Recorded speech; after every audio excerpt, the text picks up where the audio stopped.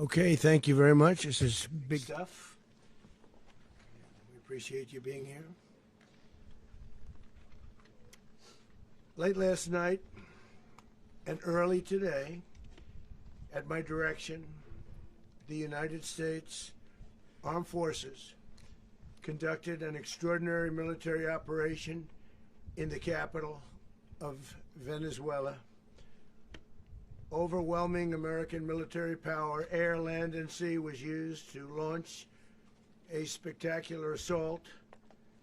And it was an assault like people have not seen since World War II. It was a force against a heavily fortified military fortress in the heart of Caracas to bring outlaw dictator Nicolás Maduro to justice. This was one of the most stunning, effective, and powerful displays of American military might and competence in American history. And if you think about it, we've done some other good ones, like the attack on Soleimani, the attack on al-Baghdadi, and the obliteration and decimation of the Iran nuclear sites just recently in an operation known as Midnight Hammer, all perfectly executed and done. No nation in the world could achieve what America achieved yesterday, or frankly in just a short period of time. All Venezuelan military capacities were rendered powerless as the men and women of our military, working with U.S. law enforcement, successfully captured Maduro in the dead of night. It was dark.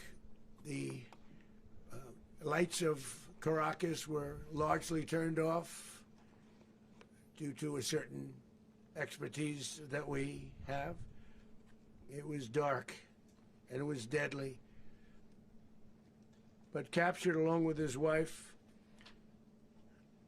Celia Flores, both of whom now face American justice. Maduro and Flores have been indicted in the Southern District of New York, it's Jay Clayton, for their campaign of deadly narco-terrorism against the United States and its citizens. I want to thank the men and women of our military who achieved such an extraordinary success overnight with breathtaking speed, power, precision. They were an embarrassment. If you look back to Afghanistan, or if you look back to the Jimmy Carter days, they were different days. We're a respected country again, like never before.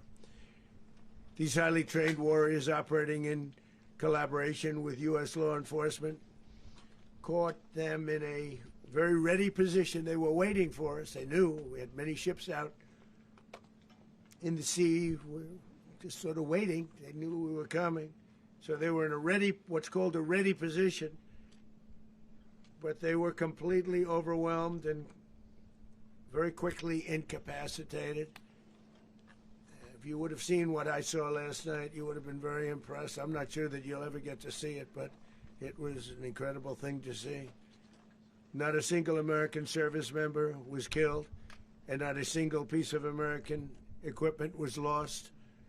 We had many helicopters, many planes, many people involved in that fight.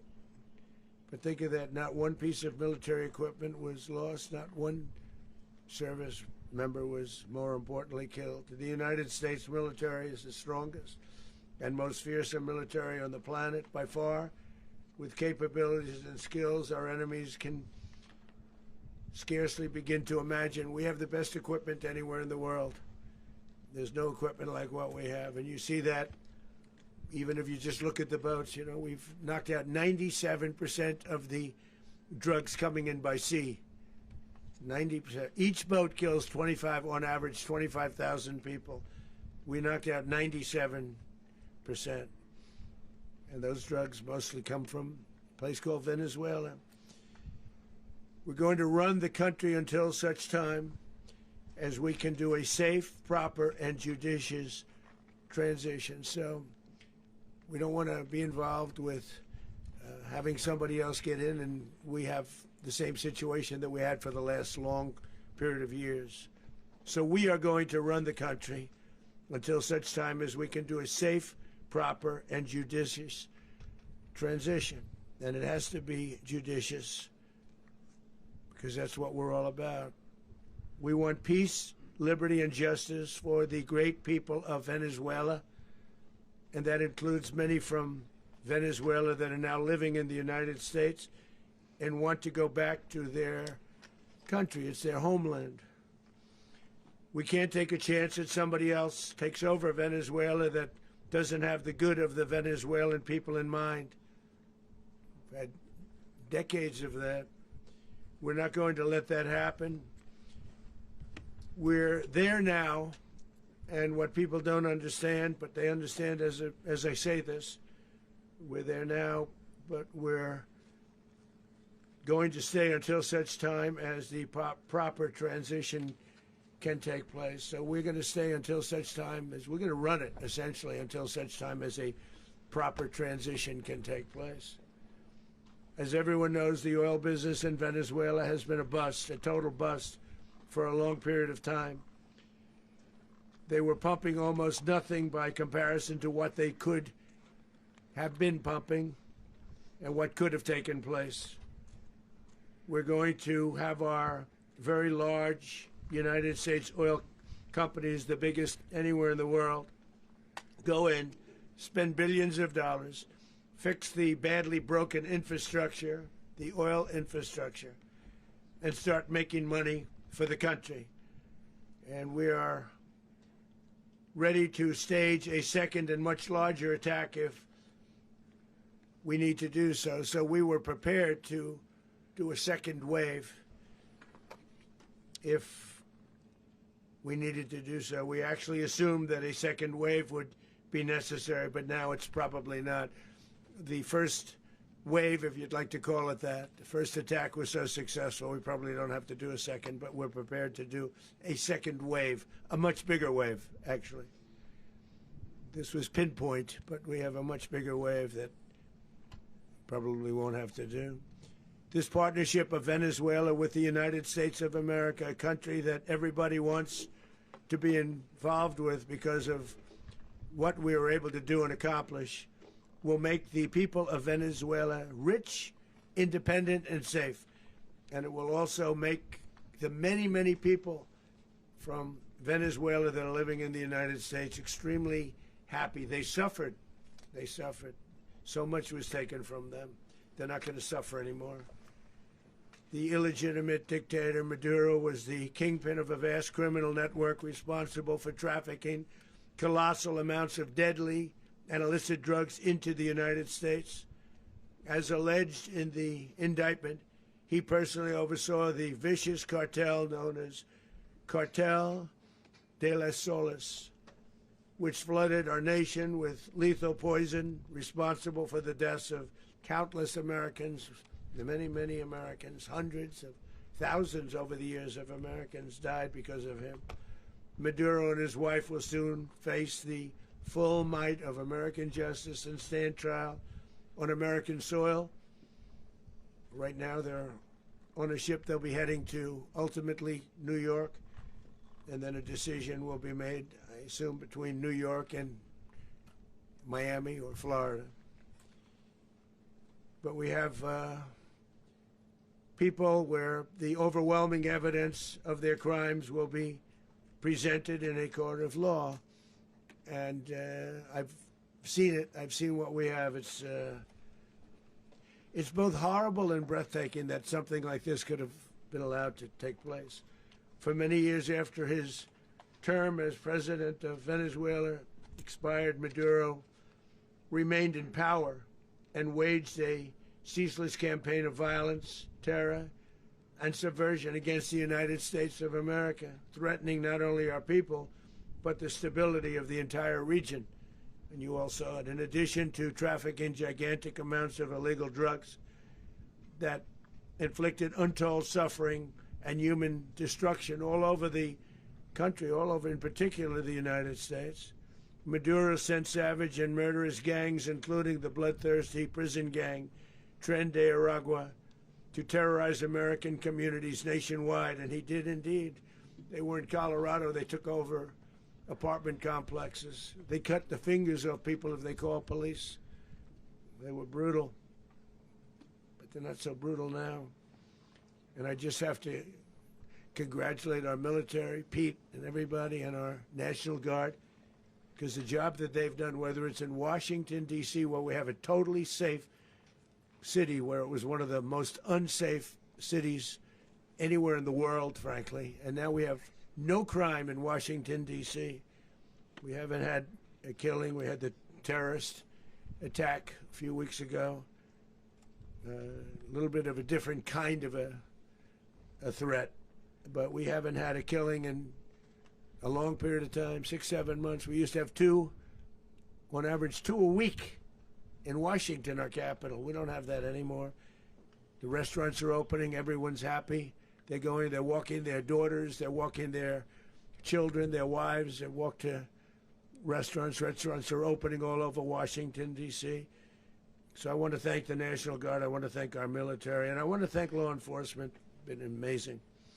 And they should do it with more cities. We're doing it, as you know, and we're doing it in Memphis, Tennessee right now, and crime is down. We've just sort of started a few weeks ago, but crime is down now 77%.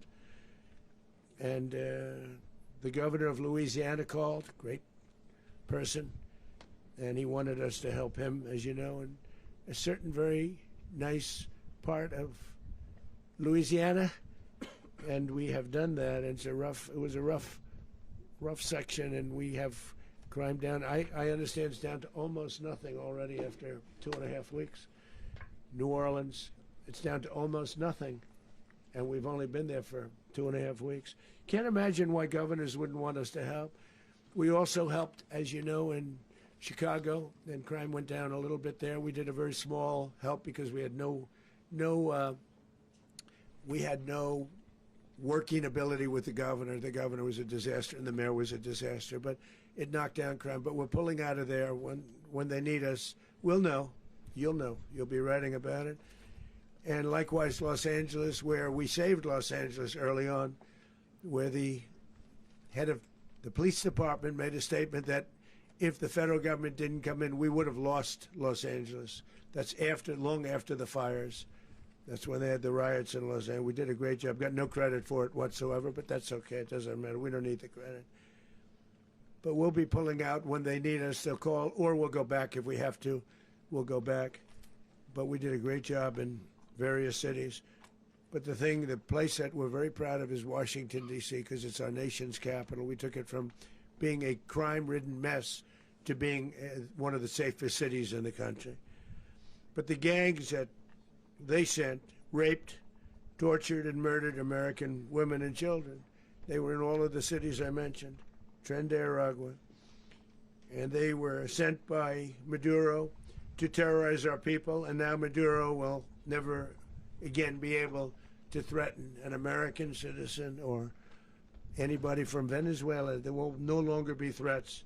For years I've highlighted the stories of those innocent Americans whose lives were so heartlessly robbed by this Venezuelan terrorist organization. Really one of the worst. One of the worst, they say the worst. Americans like 12-year-old Jocelyn Nungary from Houston. Beautiful Jocelyn Nungary, what happened to her?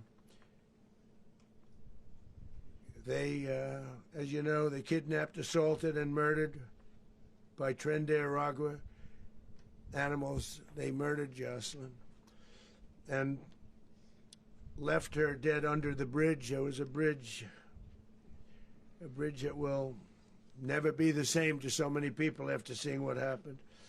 As I've said many times, the Maduro regime emptied out their prisons, sent their worst and most violent monsters into the United States to steal American lives. And they came from mental institutions and insane asylums. They came from prisons and jails. The reason I say both, they sound similar. Actually, prisons a little bit more hostile, a little bit tougher. A mental institution isn't as tough as an insane asylum, but we got them both. They sent from their mental institutions. They sent from their jails, prisons. They were drug dealers. They were drug kingpins. They sent everybody bad into the United States, but no longer. And we have now a border where nobody gets through. In addition, Venezuela unilaterally seized and stole American oil, American assets, and American platforms, costing us billions and billions of dollars. They did this a while ago, but we never had a president that did anything about it. They took all of our property. It was our property. We built it. And we never had a president that decided to do anything about it. Instead, they fought wars that were 10,000 miles away. We built Venezuela oil industry with American talent, drive, and skill, and the socialist regime stole it from us during those previous administrations, and they stole it through force. This constituted one of the largest thefts of American property in the history of our country. Considered the largest theft of property in the history of our country. Massive oil infrastructure was taken like we were babies, and we didn't do anything about it. I would have done something about it. America will never allow foreign powers to rob our people or drive us back into and out of our own hemisphere. That's what they did. Furthermore, under the now deposed dictator Maduro, Venezuela was increasingly hosting foreign adversaries in our region and acquiring menacing offensive weapons that could threaten U.S. interests and lives. And they used those weapons last night. Potentially in league with the cartels operating along our border. All of these actions were in gross violation of the core principles of American foreign policy, dating back more than 2 centuries, and not anymore. All the way back, it dated to the Monroe Doctrines, and the Monroe Doctrine is a big deal, but we've superseded it by a lot, by a real lot. They now call it the Monroe Document. I don't know. It's Monroe Doctrine. We sort of forgot about it. It was very important, but we forgot about it. We don't forget about it anymore. Under our new national security strategy, American dominance in the Western Hemisphere will never be questioned again. Won't happen. So just in concluding, for decades, other administrations have neglected or even contributed to these growing security threats in the Western Hemisphere. Under the Trump administration, we are reasserting American power in a very powerful way in our home region. And our home region is very different than it was just a short while ago. The future will be, and we did this in my first term. We had great dominance in my first term, and we have far greater dominance right now. Everyone's coming back to us. The future will be determined by the ability to protect commerce and territory and resources that are core to national security. These are core to our national security. Just like tariffs are, they've made our country rich, and they've made our national security stronger than ever before. But these are the iron laws that have always determined global power, and we're going to keep it that way. We will secure our borders, we will stop the terrorists, we will crash the cartels, and we will defend our citizens against all threats, foreign and domestic. Other presidents may have lacked the courage or whatever to defend America, but I will never allow terrorists and criminals to operate with impunity against the United States. This extremely successful operation should serve as warning to anyone who would threaten American sovereignty or endanger American lives. Very importantly, the embargo on all Venezuelan oil remains in full effect. The American Armada remains poised in position, and the United States retains all military options until United States demands have been fully met and fully satisfied. All political and military figures in Venezuela should understand what happened to Maduro can happen to them, and it will happen to them if they aren't just fair, even to their people. The dictator and terrorist, Maduro, is finally gone in Venezuela. People are free. They're free again. It's been a long time for them, but they're free. America is a safer nation. This morning, it's a prouder nation this morning because it didn't allow this horrible person and this country that was doing very bad things to us. It didn't allow it to happen. And the Western Hemisphere is right now a much safer place to be. So I want to thank everybody for being here. I want to thank General Raisin Kane. He's a fantastic man. I've worked with a lot of generals. I worked with some I didn't like. I worked with some I didn't respect. I worked with some that just weren't good. But this guy is fantastic. I watched last night one of the most precise attacks on sovereignty. I mean, it was an attack for justice. And I'm very proud of him, and I'm very proud of our Secretary of War, Pete Hegseth, who I'm going to ask to say a few words. Thank you very much. Mr. President, can you explain how the U.S. will run Venezuela? Well, thank you, Mr. President. Finally, a commander-in-chief the world respects and the American people deserve. And as the President said, words can barely capture the bravery and the power and the precision of this historic operation. A massive joint military and law enforcement raid flawlessly executed by the greatest Americans our country has to offer. American warriors are second to none, the best in the world and the best of our country. What all of us witnessed last night was sheer guts and grit, gallantry and glory of the American warrior. I'm simply humbled by such men, and I tip my hat to our chairman, Dan Raisin Kane, and all those Americans who stood watch last night. Our warriors are the elite of America, and again, President Trump has your back. No other country on planet Earth, and it's not even close, could pull this kind of operation off. And no other president has ever shown this kind of leadership, courage, and resolve, the most powerful combination the world has ever seen.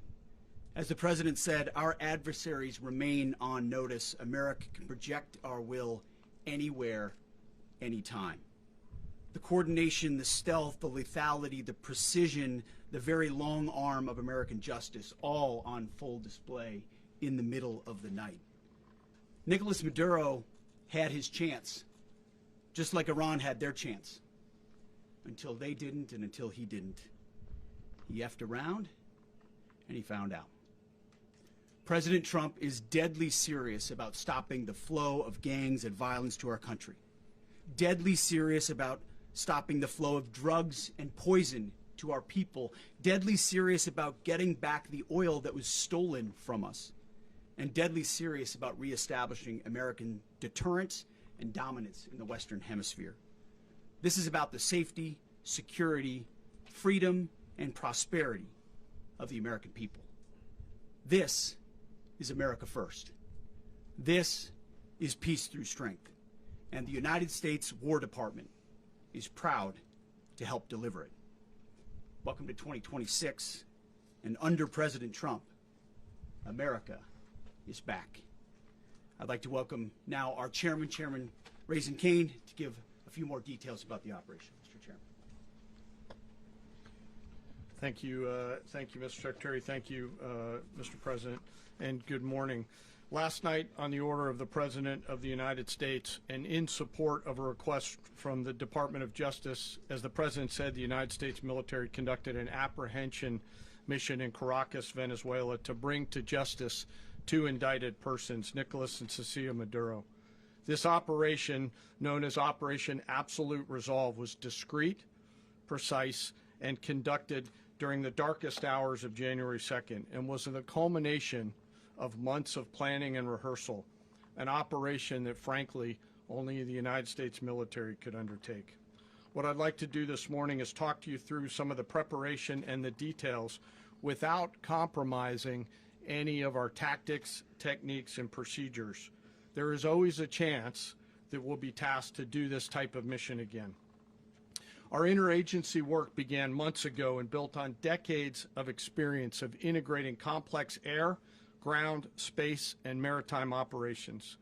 While the past 2 decades have honed the skills of our special operations forces, this particular mission required every component of our joint force, with soldiers, sailors, airmen, Marines, and Guardians working in unison with our intelligence agency partners and law enforcement teammates in an unprecedented operation.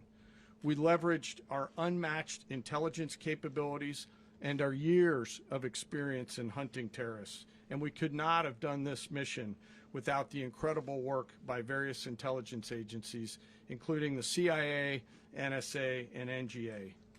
We watched, we waited, we prepared, we remained patient and professional.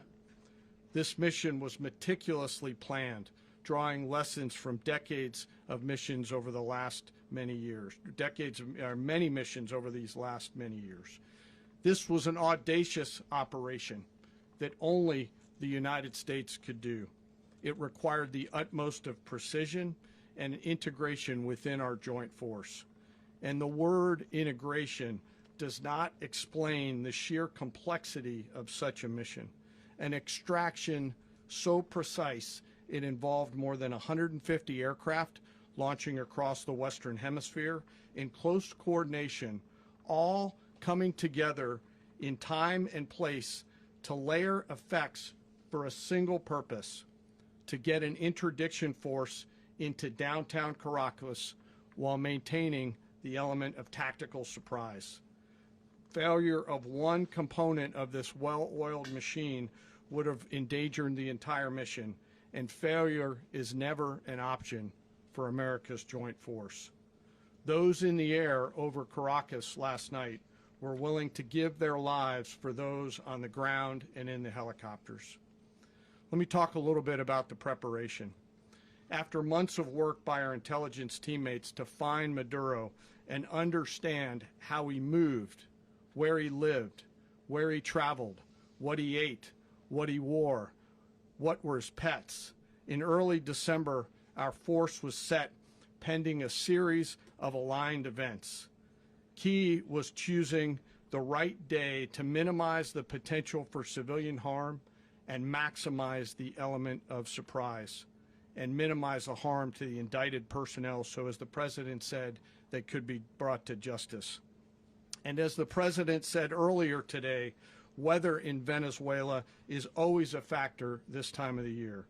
And over the weeks through Christmas and New Year's, the men and women of the United States military sat ready, patiently waiting for the right triggers to be met and the President to order us into action. Last night, the weather broke just enough, clearing a path that only the most skilled aviators in the world could maneuver through. Ocean, mountain, low cloud ceilings, but when tasked with a mission, this organization does not quit. At 10:46 p.m. Eastern Time last night, the President ordered the United States military to move forward with this mission. He said to us, and we appreciate it, Mr. President, good luck and Godspeed. And those words were transmitted to the entire joint force. Over the course of the night, aircraft began launching from 20 different bases on land and sea across the Western Hemisphere. In total, more than 150 aircraft, bombers, fighters, intelligence, reconnaissance, surveillance, rotary wing were in the air last night. Thousands and thousands of hours of experience were airborne. Our youngest crew member was 20, and our oldest crew member was 49, and there's simply no match for American military might. As the night began, the helicopters took off with the extraction force, which included law enforcement officers, and began their flight into Venezuela at 100 feet above the water. As they approached Venezuelan shores, the United States began layering different effects provided by Spacecom, Cybercom, and other members of the interagency to create a pathway. Overhead, those forces were protected by aircraft from the United States Marines, the United States Navy, the United States Air Force, and the Air National Guard. The force included F-22s, F-35s, F-18s, EA-18s, E-2s, B-1 bombers, and other support aircraft, as well as numerous remotely piloted drones. As the force began to approach Caracas, the Joint Air Component began dismantling and disabling the air defense systems in Venezuela, employing weapons to ensure the safe passage of the helicopters into the target area. The goal of our air component is, was, and always will be to protect the helicopters and the ground force and get them to the target and get them home. As the force crossed the last point of high terrain where they'd been hiding in the clutter, we assessed that we had maintained totally the element of surprise.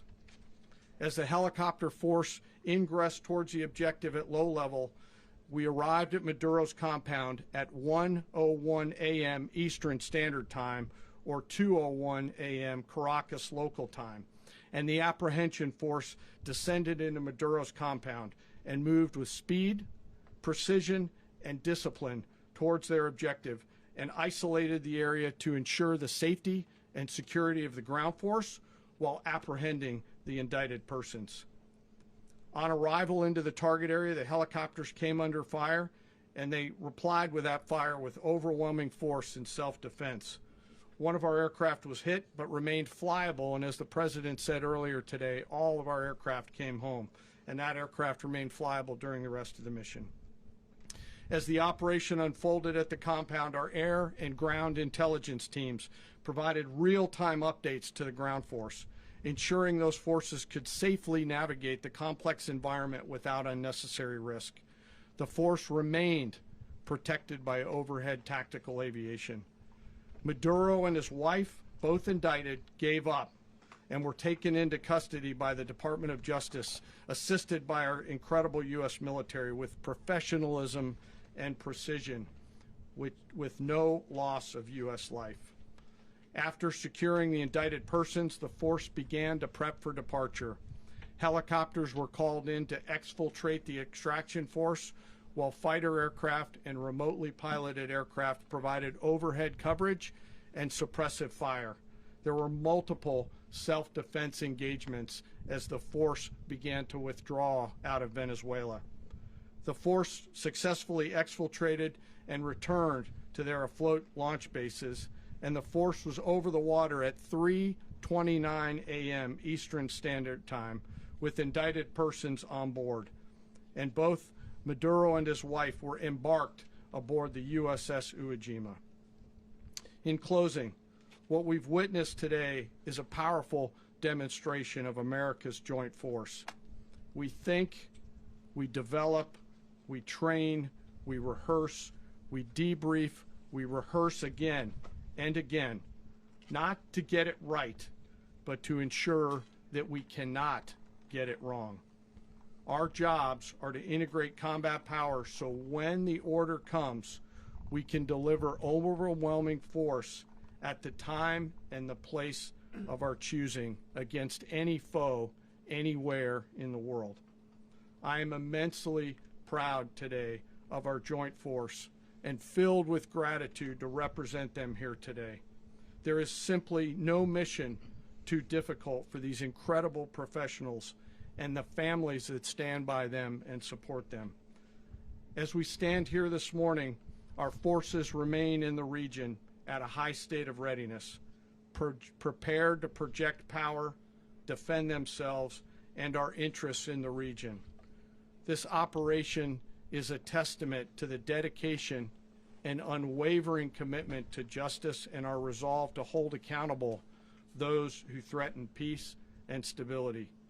In closing, I want to express my heartfelt gratitude to the brave men and women who executed this mission. Their courage and tireless commitment to our nation are what makes us strong. Thank you, Mr. Secretary, and thank you, Mr. President. Well, I don't have much to add to what you've heard now, other than the following points. Nicolás Maduro was indicted in 2020 in the United States. He is not the legitimate president of Venezuela. That's not just us saying it. The first Trump administration, the Biden administration, the second Trump administration, none of those three recognized him. He's not recognized by the European Union and multiple countries around the world. He is a fugitive of American justice with a $50 million reward, which I guess we saved $50 million. And we should make sure. Yeah, exactly. But Don't let anybody claim it. Nobody deserves it but us. but I want to be clear about one thing. Nicolás Maduro had multiple opportunities to avoid this. He was provided multiple very, very, very generous offers, and chose instead to act like a wild man. Chose instead to play around, and the result is what we saw tonight. The other message here is the following: you have a guy. Like many people around the world, they like to play games. You have a guy who decides he's going to invite Iran into his country, is going to, do the confiscation of American oil companies, is going to flood our country with gang members, is going to take Americans prisoner and try to hold them for hostage and trade them like he was able to do with the Biden administration. Basically likes to play games all this time and thinks nothing's going to happen. And I hope what people now understand is that we have a president. The 47th president of the United States is not a game player. When he tells you that he's going to do something, when tells you he's going to address a problem, he means it. He actions it. I can tell you, I've watched this process now for 14, 15 years, been around it. Everybody talks. I'm going to do this. I'm going to do that. When I get there, we're going to do this. We're going to take. This is a president of action. Like, I don't understand yet how they haven't figured this out. And now, if you don't know, now you know. Because this is the way it's going to play out. And I think people need to understand that this is not a president that just talks and does letters and press conferences. And, if he says he's serious about something, he means it. And this is something that was a direct threat to the national interest of the United States, and the president addressed it. There's a president of peace, by the way. I told you what I just said earlier. This guy had multiple opportunities to find his way somewhere else and figure out another. He could have been living somewhere else right now very happy, but instead he wanted to play big boy. And so now, he's got other sets of problems on his hands. And but I think the message here should be for the world. Look, the president doesn't go out looking for people to pick fights with. He's not generally wants to get along with everybody. We'll talk and meet with anybody, but don't play games. Don't play games with this president's in office, because it's not going to turn out well. And so I hope that I guess that lesson was learned last night, and we hope it'll be instructive moving forward. Is that a message for Cuba? Mr. President. Mr. President. Mr. President. Mr. President. You said that the U.S. is going to run Venezuela, so who's in power right now? Well, we're going to be running it with a group, and we're going to make sure it's run properly. We're going to rebuild the oil infrastructure, which will cost billions of dollars. It'll be paid for by the oil companies directly. They will be reimbursed for what they're doing, but it's going to be paid. And we're going to get the oil flowing the way it should be. As you know, it was just a minor flow. It was actually a minor flow for what they have. But we're going to run it properly, and we're going to make sure the people of Venezuela are taken care of. We're going to make sure the people that were forced out of Venezuela by this thug are also taken care of. Mr. President. Mr. President. Mr. President. Mr. President. President, does the U.S. running the country mean that U.S. troops will be on the ground? How will that work? Well, they always say boots on the ground. So we're not afraid of boots on the ground if we have to have. We had boots on the ground last night at a very high level, actually. We're not afraid of it. We don't mind saying it. But we're going to make sure that that country is run properly. We're not doing this in vain. This is a very dangerous attack. This is an attack that could have gone very, very badly. Could have gone very badly. We could have lost a lot of people last night. We could have lost a lot of dignity. We could have lost a lot of equipment. The equipment is less important, but we could have lost a lot. And we're going to make sure that this is proper. We're there now. We're ready to go again if we have to. We're going to run the country right. It's going to be run very judiciously, very fairly. It's going to make a lot of money. We're going to give money to the people. We're going to reimburse people that were taken advantage of. We're going to take care of everybody. It's very important. We couldn't let them get away with it. They stole our oil. We built that whole industry there, and they just took it over like we were nothing. And we had a president that decided not to do anything about it. So we did something about it. We're late, but we did something about it. Yeah, please. Mr. President, can you explain the exact mechanism by which you're going to run the country? Are you going to designate a U.S. official to coordinate? It's all being done right now. We're designating people. We're talking to people. We're designating various people, and we're going to let you know who those people are. Mr. President. What's the group you mentioned that would run Venezuela? Well, it's largely going to be, for a period of time, the people that are standing right behind me. We're going to be running it. We're going to be bringing it back. It's a dead, I talk about a dead country. A year and a half ago, we were a dead country. Now we're the hottest country anywhere in the world. We're a country doing better than any country anywhere in the world. And it required leadership. Venezuela has a lot of bad people in there, a lot of bad people that shouldn't be leading. We're not going to take a chance that one of those people take over for Maduro. So you can look at, and others, we have fantastic people, including people in the military. So we're going to have a group of people running it until such time as it can be put back on track, make a lot of money for the people, and give people a great way of life, and also reimbursement for people in our country that were forced out of Venezuela. Rubio would be. You said earlier today that you weren't going to back Machado to come back and be the opposition leader in your Fox and Friends interview. And then you also mentioned the vice president of Venezuela. Are you going to work with the vice president of Venezuela, or how do you foresee the relationship Well, going? I understand she was just sworn in, but she was, as you know, picked by Maduro.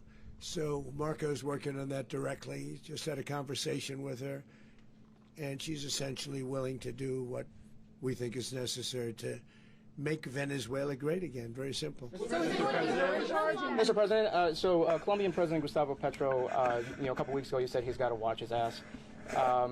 And today he said he's not concerned about anything happening to him in the aftermath of this operation. So just what your message is Well, about he that. has cocaine mills. He has factories where he makes cocaine.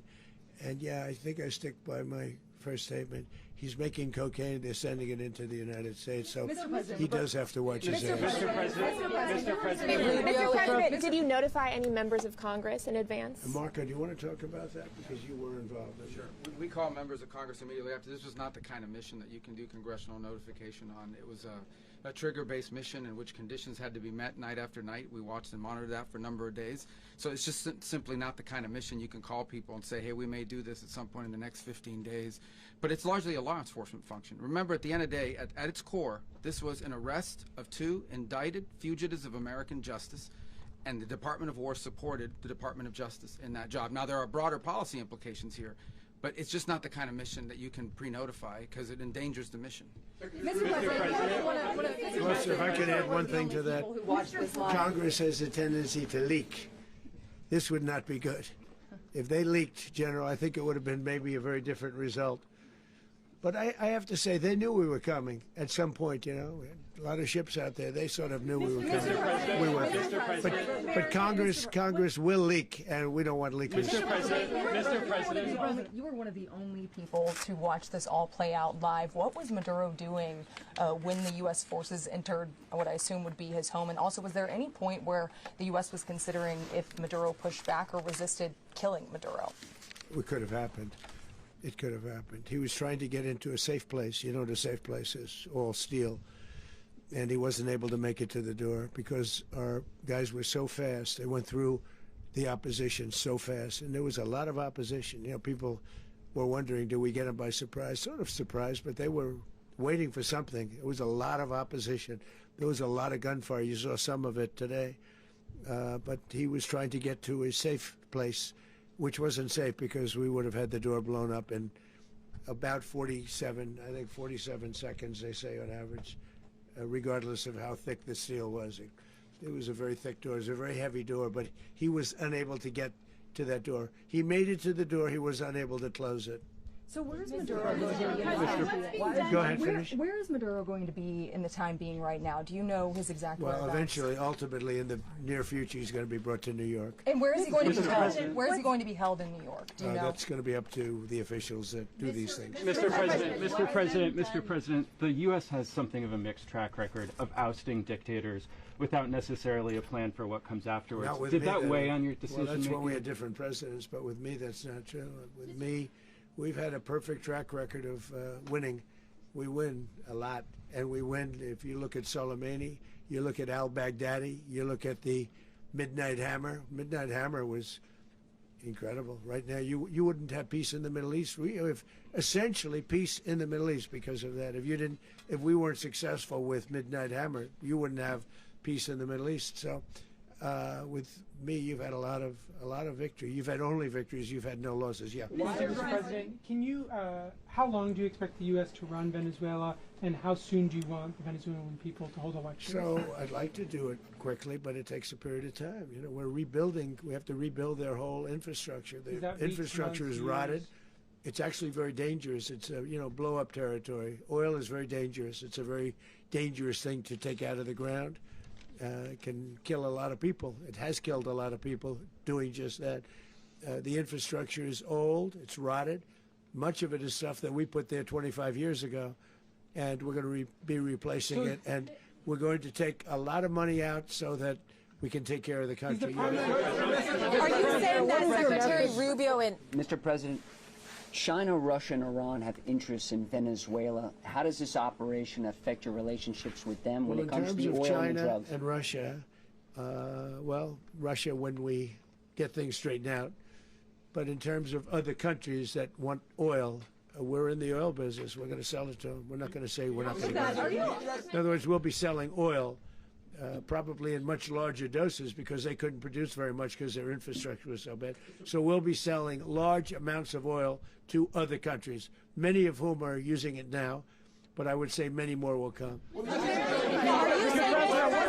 Are you saying that, Mr. President, are you saying that?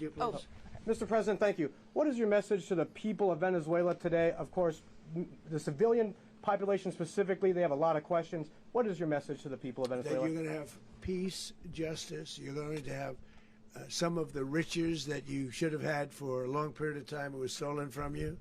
But you're going to have peace and you're going to have safety. You're going to have justice. You're going to have a country. You're going to have a real country. You're going to have potentially a great country. You know, if you go back 20 years, maybe even a little longer ago, that was a great country. And they destroyed it. Remember I said that if we lose this election, the United States will be Venezuela on steroids. That's what would have happened. Had we lost the election, the 2024 election, we suffered so badly. When you look at the border from 2020, what they did, what Joe Biden administration did to our country should never be forgotten. But if we had to go through another year of that, we would be exactly where Venezuela was in terms, I used to say, if they win, we're going to be Venezuela on steroids, and that's what would have happened. President, thank you. Are you saying that Secretary Hegseth and Rubio are going to be running Venezuela, and will you be sending in U.S. military troops to provide? They're going to be a team that's working with the people of Venezuela to make sure that we have Venezuela right. Because for us to just leave, who's going to take over? I mean, there is nobody to take over. You have a vice president who's been appointed by Maduro. And right now she's the vice president, and she's, I guess, the president. She was sworn as president just a little while ago. She had a long conversation with Marco, and she said, we'll do whatever you need. I think she was quite gracious, but she really doesn't have a choice. We're going to have this done right. We're not going to just do this with Maduro, then leave like everybody else, leave and say, you know, let it go to hell. If we just left, it has zero chance of ever coming back. We'll run it properly. We'll run it professionally. We'll have the greatest oil companies in the world go in and invest billions and billions of dollars and take out money, use that money in Venezuela. And the biggest beneficiary are going to be the people of Venezuela. And also, I can't stress this strongly enough, the people that got thrown out of Venezuela that are now in the United States, and frankly, some want to stay, and some probably want to go back. Yeah. So, Mr. President, what is being done to protect Americans in the country, and were any of the detained Americans Well, right now they're very last protected night? because nobody's going to mess with us. They're very protected. The people of, and we let them know that you better not touch one of them. Are you concerned that bad elements of the Maduro regime will remain in place? Well, we know who they are. We're on them, and they're acting much differently now than they would have acted 2 days ago. And what can you okay, say wait, about behind you, please. Mr. President, why is running a country in South America America first? Well, I think it is because we want to surround ourselves with good neighbors. We want to surround ourselves with stability. We want to surround ourselves with energy. We have tremendous energy in that country. It's very important that we protect it. We need that for ourselves. We need that for the world. And we want to make sure we can protect it. Yes, sir. Please, go ahead. Yeah, is there a message here for Cuba and Diaz-Canel? Well, Cuba is an interesting case. Cuba is, you know, not doing very well right now. That system has not been a very good one for Cuba. The people there have suffered for many, many years. And I think Cuba is going to be something we'll end up talking about because Cuba is a failing nation right now, very badly failing nation. And we want to help the people. It's very similar in the sense that we want to help the people in Cuba, but we want to also help the people that were forced out of Cuba and living in this country. Do you want to say something about that, Marco, please? Well, I mean, I just gave you a statement a few minutes ago about when the president speaks, you should take him seriously. So suffice it to say, Cuba is a disaster. It's run by incompetent, senile men, and in some cases, not senile but incompetent nonetheless. It has no economy. It's in total collapse. And by the way, they were, all of the guards that helped protect Maduro. This is well known. Their whole spy agency, all that were full of Cubans. I mean, it's amazing. This poor island took over Venezuela in some cases. One of the biggest problems that Venezuelans have is they have to declare independence from Cuba that tried to basically colonize it from a security standpoint. So, yeah, look, if I lived in Havana and I was in the government, I'd be concerned, at least a little bit. Are you cutting off the oil flow to Cuba from Venezuela? Well, the president already announced a week ago that anything that's sanctioned, it's sanctioned oil, it's not going to be allowed to get there. So that's an The answer is yes. Mr. President, is the U.S. aware of the location of opposition leader Machado, and have you been in contact with her? No, we haven't. No, we haven't. Mr. President, on Monday. Oh, I think it would be very tough for her to be the leader. She doesn't have the support within or the respect within the country. She's a very nice woman, but she doesn't have the respect. Mr. President, is it possible that the U.S. ends up administrating Venezuela for years? Well, it won't cost us anything because the money coming out of the ground is very substantial, so it's not going to cost us anything. So the U.S. isn't going to dedicate we will. money to. Well, we want safety there. We want to be surrounded by countries that aren't housing all of our enemies all over the world. That's what was happening, and you don't want to have that. But we're going to be rebuilding, and we're not spending money. The oil companies are going to go in. They're going to spend money. We're going to take back the oil that, frankly, we should have taken back a long time ago. A lot of money is coming out of the ground. We're going to get reimbursed for all of that. We're going to get reimbursed for everything that we spend. So it's going to be a very important. This is a very big evening that took place last night. We have to be surrounded by safe, secure countries, and we also have to have energy. Very important. We have to have energy that's real energy, not where they're getting 4% and 5% of the energy out of the ground. You take a look. It was such a disaster. So what's going to happen with Venezuela, I think, over the next period of a year is going to be a great thing, and the people of Venezuela will be the biggest beneficiaries. Mr. President, on Monday, going to send in the U.S. military. Mr. President, thank you. What did you last speak to Maduro about when you spoke? And is the Well, US I don't want to at get war into with the Venezuela? conversations, but I did have conversations with him, and I said, you got to surrender. And I actually thought he was pretty close to doing so, but now he wished he did, yeah. Mr. President, can you explain, you said that Maduro is responsible for drug trafficking. You recently pardoned the former president of Honduras who was convicted of many drug trafficking. Can you explain how these two situations are different? And would you ever pardon Maduro? I endorsed, as you know, the winning president, the man who won in Honduras. I endorsed the man who won in Chile. I endorsed the man who won in Argentina. And we are doing very well with that whole group. What the man that I pardoned was, if you could equate it to us, he was treated like the Biden administration treated a man named Trump. That didn't work out too well for them. This was a man who was persecuted very unfairly. He was the head of the country. He was persecuted very unfairly. And there are a number of them. And we felt that it was a very unfair situation that happened to him. He's also a party member of the man who won. So obviously the people liked what I did. And one of the reasons that was done is because of the fact that the party in power felt very strongly that that man was treated very badly. I studied it very quickly, and then I studied it in great detail. I went to a lot of the people standing behind me, and they felt that that man was persecuted and treated very badly. That's why I gave him a pardon. Mr. President, you referenced boots on the ground earlier. Can you just sort of button this up? Do you envision the U.S. military having a presence in Venezuela as the U.S. runs that country? Well, no, we're going to have a presence in Venezuela as it pertains to oil, because we have to have, we're sending our expertise in. So you may need something, not very much. But no, we're going to be taking out a tremendous amount of wealth out of the ground. And that wealth is going to the people of Venezuela and people from outside of Venezuela that used to be in Venezuela. And it goes also to the United States of America in the form of reimbursement for the damages caused us by that country. So I want to thank you all very much. Thank you. Do you have one? Yes, please. You were so nice before. I'm going to give you the final question. Go Thank ahead. you, Mr. Unless it's a President. bad question, in It's which about case I'll Putin. go one word. It's about who? It's about Putin, if you want. About Putin. Well, okay. that's always nice. You had to a talk phone. about Putin. You had a phone call with him Yeah. on Monday. Did he talk at all about Maduro? Did y'all talk about this? No, we didn't. And We then- never spoke about Maduro. Are you mad at him right now? I mean, there's this I'm not intelligence. thrilled with Putin. I'm not thrilled with Putin. He's killing too many people. There was that I intelligence. thought that would be so. I settled 8 1/4 war. You know what the 1/4 was? Thailand and Cambodia. I did it again. They broke out, and I did it in about 5 hours, and I settled it. I'm giving myself 1/4, so I'm up to now 8 1/4. In other words, I settled the war, but then they broke out. They had a pretty bad breakout over the last 4 days. I got them to go back to peace. So I only give 1/4. I thought the easiest one would be, one of the easier ones would be Russia, Ukraine. It's not. And they both have done some pretty bad things. And look, that's Biden's war. That's not my war. But I want to stop the lives. Did you see where last month, 30,000, it was 27,000 the month before. 30,000, mostly soldiers, were killed this last month. 30,000.